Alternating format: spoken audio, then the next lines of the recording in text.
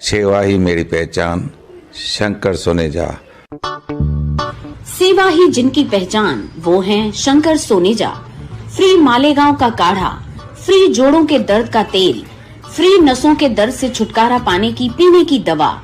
सेवा का लाभ उठाइए, सदैव आपकी सेवा के लिए हाजिर रहते हैं शंकर सोनेजा।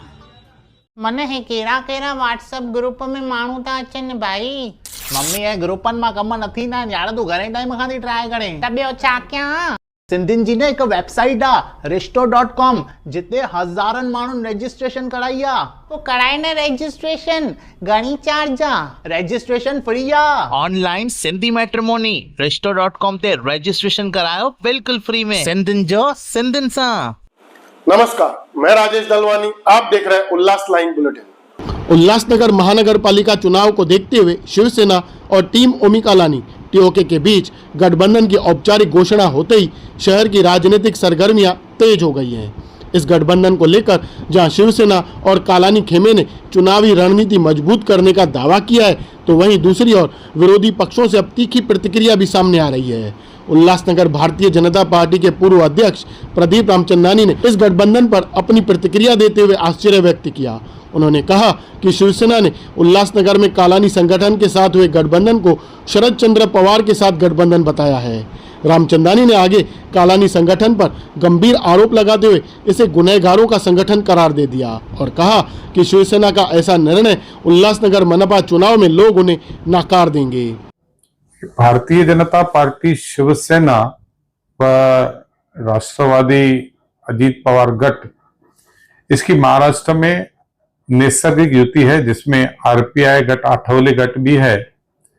इसके अलावा शिवसेना ने कल शरद पवार गुट के साथ उल्लासनगर में युति की है। ये आश्चर्य की बात है और आश्चर्य इस बात का है कि विचारों की लड़ाई थी। शिंदे गठ जो है वो पूर्ण रूप से हिंदुत्व विचारधारा को मानने वाला पक्ष है और आदरणीय शरद पवार की जो पार्टी है वह हिंदुत्व की पक्ष को मानती नहीं है। वह अपने आप को सो कॉल्ड सेक्युलर पक्ष कहते हैं और उनकी विचारधारा कांग्रेस की विचारधारा है। तो सबसे बड़ी बात यह है कि उल्लासनगर में कांग्रेस की विचारधारा के साथ किस तरह से शिवसेना ने गठबंधन किया है, यह सभी भारतीय जनता पार्टियों के लिए आश्चर्य की बात है। क्योंकि हमें ऐसा लग रहा था कि भारतीय जनता पार्टी और शिवसेना शिंदे गठ उल्लासनगर में नैसर्गिक गठबंधन है और भारतीय जनता पार्टी के किसी स्थानीय नेता को विचार में न लेते हुए सीधे शरद पवार गुट के साथ गठबंधन की घोषणा करना कहीं न कहीं मुझे लगता है कि इसमें हमारी तरफ से कोई चूक नहीं हुई है। शिवसेना शिंदे गठ उल्लासनगर की तरफ से कहीं न कहीं मुझे लगता है कि चूक हुई है, उसे सुधारना जरूरी है। लेकिन जिस तरीके से ये गठबंधन अभी डिक्लेयर हो गया है, तो अगर उन्होंने चूक सुधारी नहीं तो आपका अगला स्टेप क्या होगा? देखिए, मुझे जहां तक पता है कि भारतीय जनता पार्टी और शिवसेना केंद्र में सरकार चला रहे हैं, राज्य में सरकार चला रहे हैं और उल्लासनगर महानगर पालिका या स्थानीय स्तर पर जब इतने बड़े स्तर पर हम साथ काम करते हैं तो मुझे नहीं लगता है कि यह चूक उनको सुधारने में बहुत ज्यादा समय लगेगा। आपको लगता नहीं है कि शिवसेना बीजेपी के साथ युति करने के लिए इंटरेस्टेड नहीं है? देखिए, कम से कम यह जो आरोप है तोड़ने का हम पर नहीं लगेगा। हमने अपनी आचार संहिता का पालन किया है। भारतीय जनता पार्टी ने शिंदे गठ को नैसर्गिक अपना जो है साथी माना है। यह अगर तोड़ उनकी तरफ से होती है तो उसकी जिम्मेवारी भी उनकी होगी, हमारी नहीं होगी। लेकिन शिवसेना ने कहा है कि बीजेपी के साथ हमारी नैसर्गिक युति है और वो अभी भी कायम है और इससे ये गठबंधन से उसको कोई फर्क नहीं पड़ेगा। मुझे इसमें सिर्फ बहुत ही विनम्रता से कहना है कि हम कैसे शरद पवार चंद्र जी की विचारधाराओं के साथ चल सकते हैं, क्योंकि भले वही स्थानीय स्तर पर क्यों ना हो, कहीं न कहीं शरद चंद्र पवार की राष्ट्रवादी कांग्रेस पे लड़े ओमी कालानी के साथ एक जो हमारा हिंदुत्व की विचारधारा वाला पक्ष उनके साथ गठबंधन कैसे कर सकता है, इसके ऊपर बहुत बड़ा प्रश्न चिन्ह है। तो इस बारे में आप वरिष्ठों से आपके बात करेंगे?